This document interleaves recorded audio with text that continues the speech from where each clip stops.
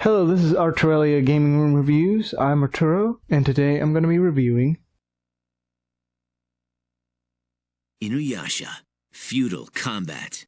Yeah, a famous popular anime that was airing on Adult Swim back in the early 2000s and ended in 2010. But this game came out during the original TV show, when it was airing on Adult Swim. I got into Inuyasha back in 2007, and that's what got me into other anime series, was because of that show. And they made 3 games of Inuyasha. And today I'm going to be reviewing Inuyasha Feudal Combat. Is it good? Is it bad? What? Would it be something I would like to pick up if I'm an Inuyasha fan? Well, let's find out.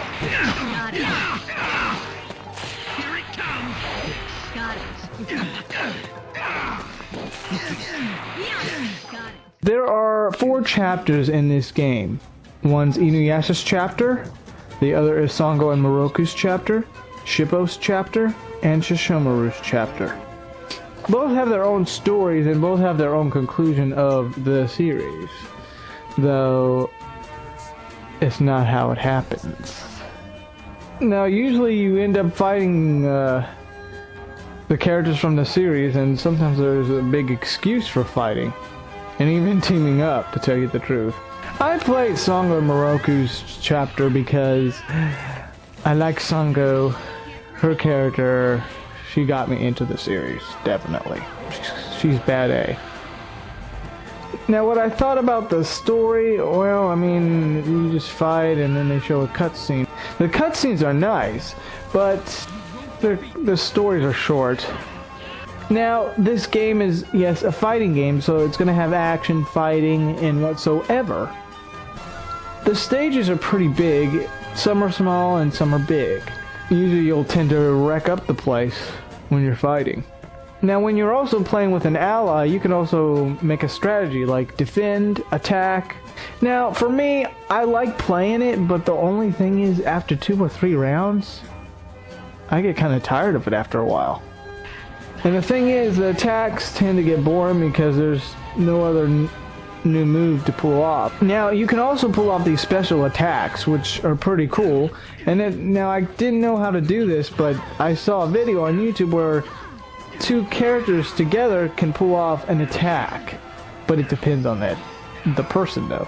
If it's Moroku and Sango, then they will pull an attack together. Inuyasha and Kagome or Kikyo pull off an attack together.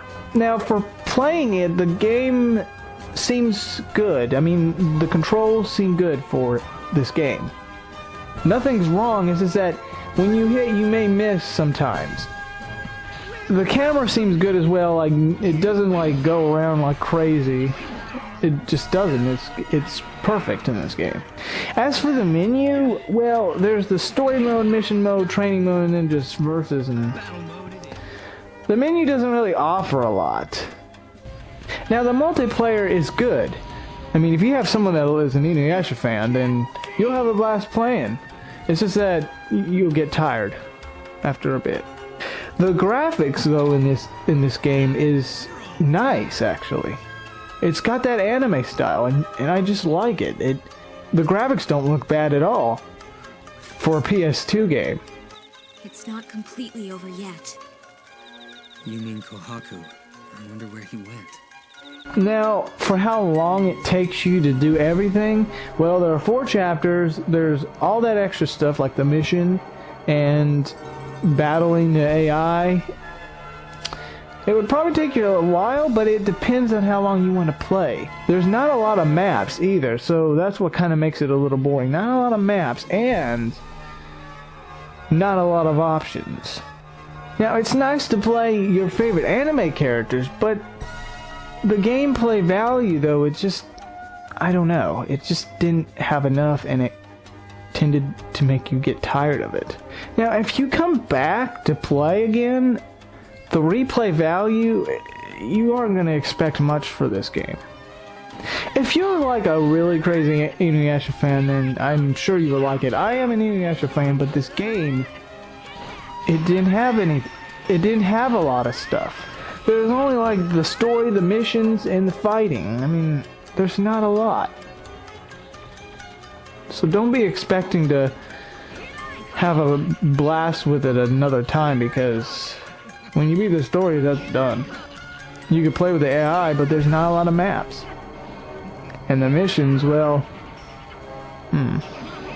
didn't seem too exciting.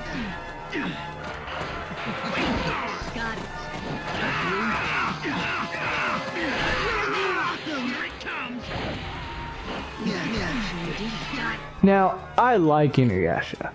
It got me into anime to begin with. Now I'm into every anime that I see or that interests me. I'm just into anime. But this game, it just didn't pack a lot of stuff. I mean, you got all the characters from your beloved anime, but it just doesn't seem to have a lot of things for you to do, and when you're done, you're done. It's like, go ahead and sell the game. You're done with it. Not a lot of maps. The missions are... I haven't played all of them. You only have 4 chapters, and sometimes you don't even feel like going back to play it again. Designs of the maps and the graphics are good, and the anime style is, but the gameplay value will be... it just would get boring. So overall, I would give it a 5 out of 10. It's meh. Usually the meh will mean that I'm bored. I get bored of it after a while. It just didn't have a lot of stuff in it. I mean, I have it still because I like Inuyasha, but I'm not always playing it. So, that is that. Now, there are 2 other games of Inuyasha. Inuyasha, The Secrets of the Cursed Mask. Another PS2 game. This game came out before this one, and I will be reviewing it at some point, because I have played it at least a few times, and I might play it all over again. Plus, there was another one for the DS, and actually this was an American-made game. Though I do not have that game yet, and I don't know if I'll get it. I mean, I might, but I don't know. It's just not on my list of games to get right now. I'm moving on to other stuff, so I'll have to see. Well, this is Arturelia Gaming Room Reviews, signing off.